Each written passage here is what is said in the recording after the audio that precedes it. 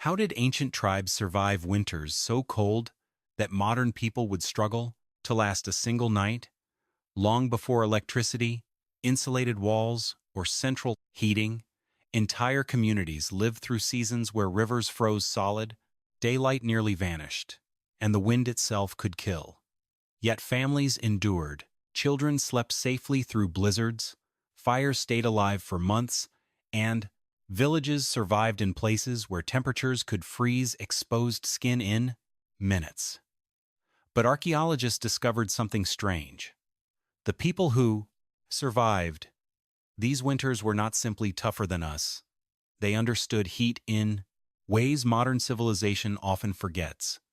Buried beneath forests, hidden beside frozen rivers, and raised above icy marshlands, ancient tribes built shelters that behaved almost like living organisms. They trapped warmth, redirected airflow, controlled moisture, and used the earth itself as insulation. And one survival technique changed everything. A method so effective that versions of it are still used in Arctic survival systems today. Tonight, we explore the forgotten engineering of ancient winter survival. Not myths, not fantasy, but real architectural systems developed over generations of brutal experience.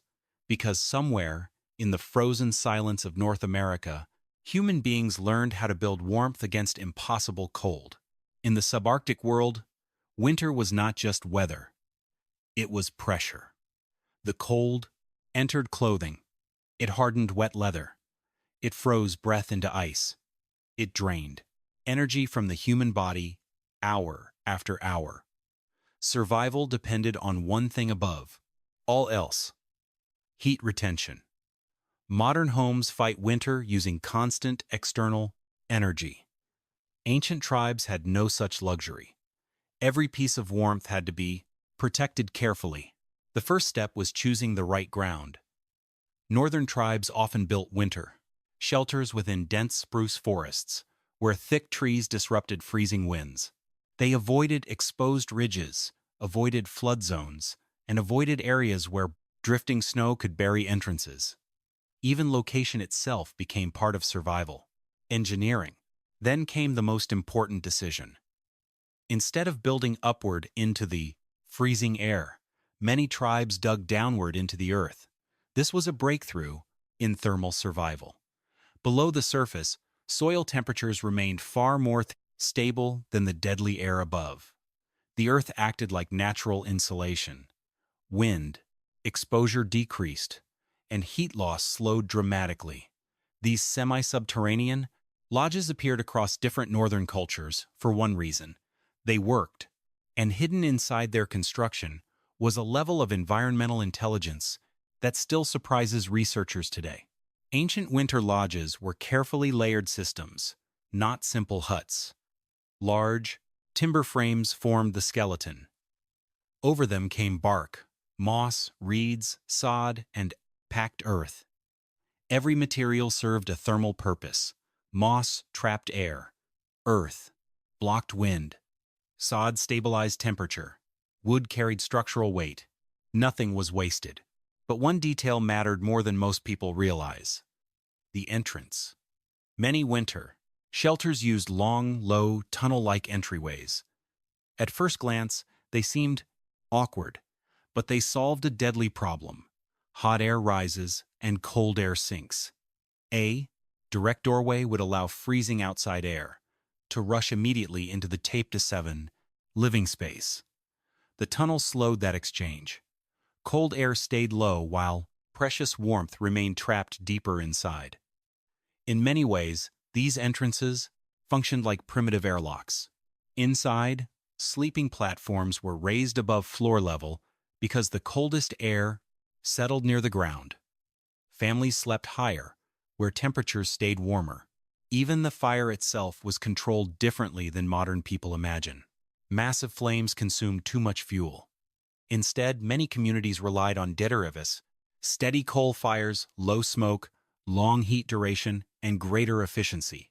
Some groups heated stones near the fire and placed them beside sleeping areas to slowly release warmth through the night.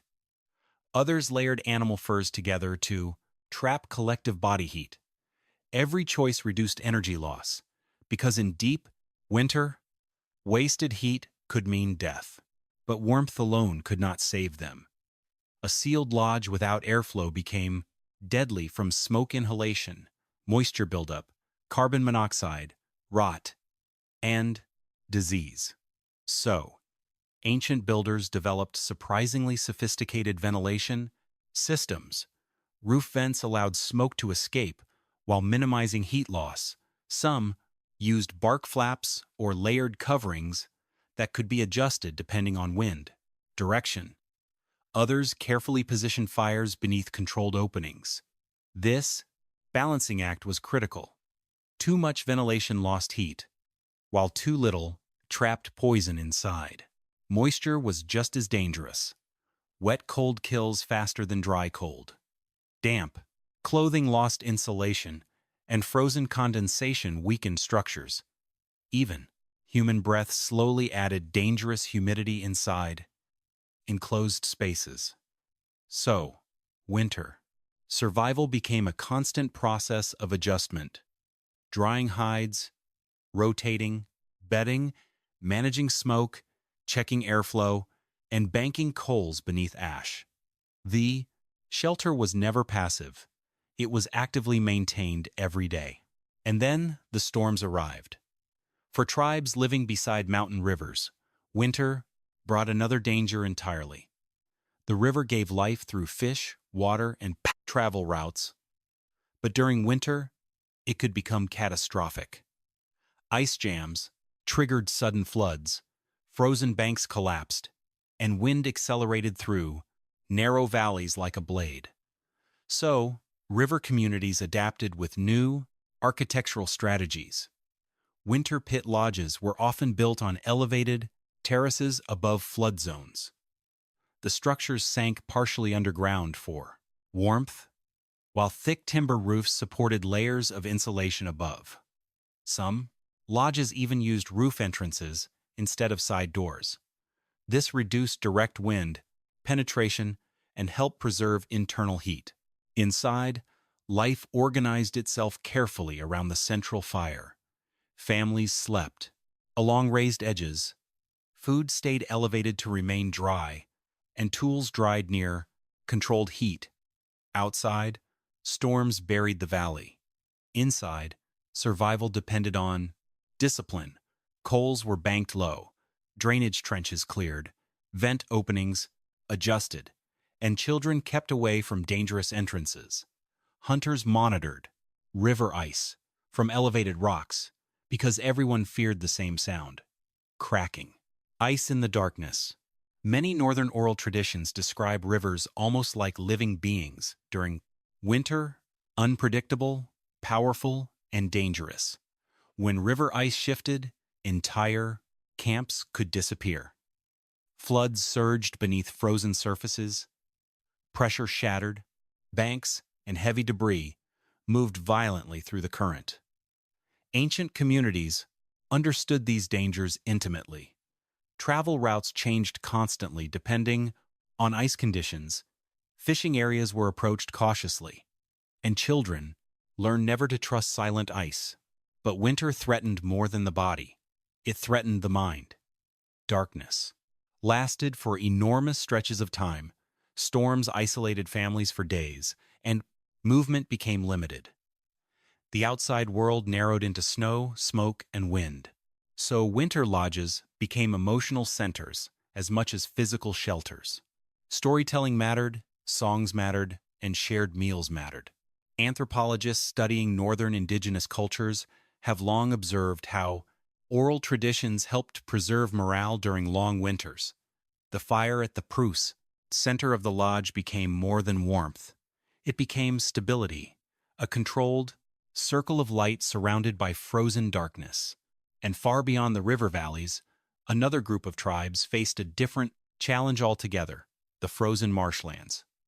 In winter marshlands, the greatest danger was moisture. The ground itself became unstable. Water froze and thawed repeatedly, and cold mist settled across the wetlands. Wet air stripped heat from the human body with terrifying speed.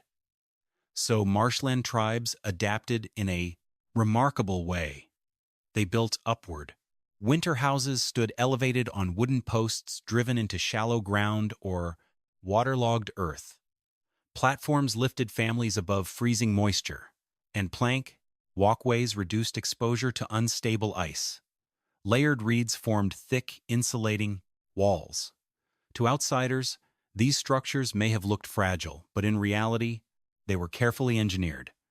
Reeds trapped air pockets that slowed heat loss, flexible walls resisted strong winds, steep roofs shed snow and moisture, and raised sleeping platforms protected families from damp drafts. And once again, airflow remained critical. Too much smoke trapped inside was dangerous, but too much ventilation lost warmth. So, fires burned slowly. Reeds were replaced constantly, lashings were tightened before storms, and posts were inspected during freezing nights. The structure itself had to breathe. Over generations, these communities discovered something extraordinary. A properly built winter shelter could create its own microclimate, warmer, drier, and calmer than the frozen world outside. Human beings had learned how to reshape winter itself.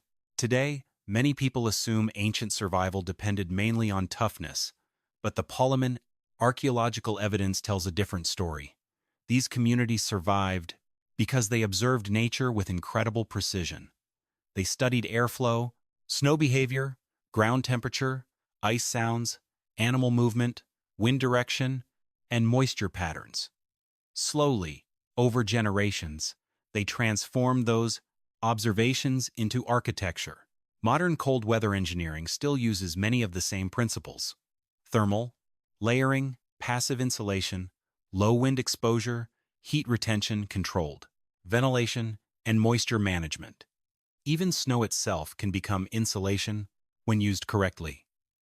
Ancient tribes understood this without laboratories, without industrial technology, and without modern physics.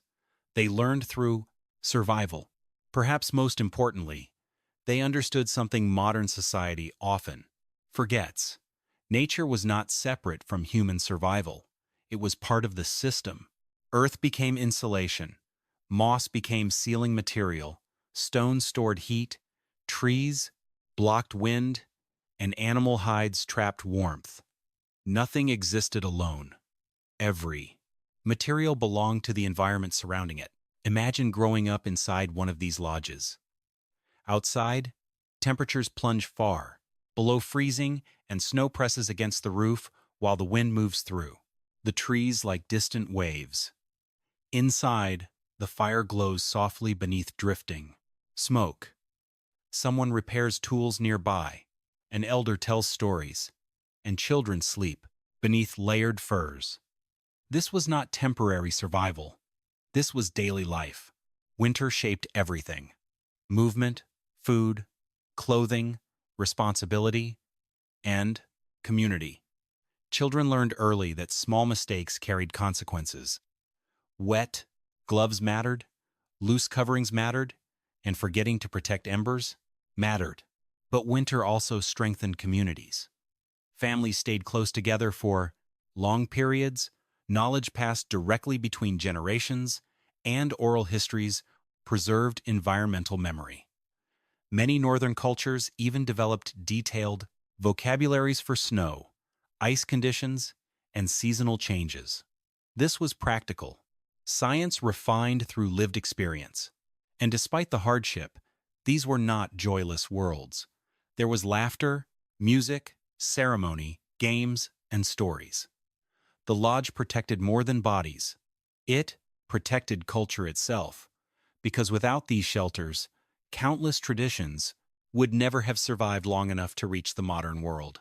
Today, archaeologists continue uncovering traces of ancient winter survival beneath forests and frozen ground. Charcoal layers, post holes, collapsed roof, beams, storage pits, and burned stone. To some people, these remains appear silent, but they are not silent. They are evidence of something extraordinary. Long before modern heating systems, human beings learned how to survive some of the harshest winters on Earth using observation, cooperation, engineering, and deep environmental knowledge. A low tunnel entrance meant someone understood how heat escapes. A raised sleeping platform meant someone noticed where cold air settles. Layered reeds meant someone discovered trapped air insulation, and a roof vent meant someone learned how smoke behaves. Every feature carried memory, and every structure carried survival. And maybe that is the real answer to the question we began with. How did ancient tribes survive winters that should have killed them? Not through brute force, not through fearlessness, and not through luck. They survived because they Tannen and 2020. Listen to the wind, to the rivers, to the snow, to the fire, and to the land itself. Through that understanding, they created warmth inside a frozen world. If you enjoyed this journey into forgotten survival systems and ancient human resilience, subscribe to our channel for more explorations into lost engineering, hidden history, and the intelligence of ancient civilizations. Because sometimes the greatest human achievements were not built in massive cities. Sometimes they burned quietly beneath the snow.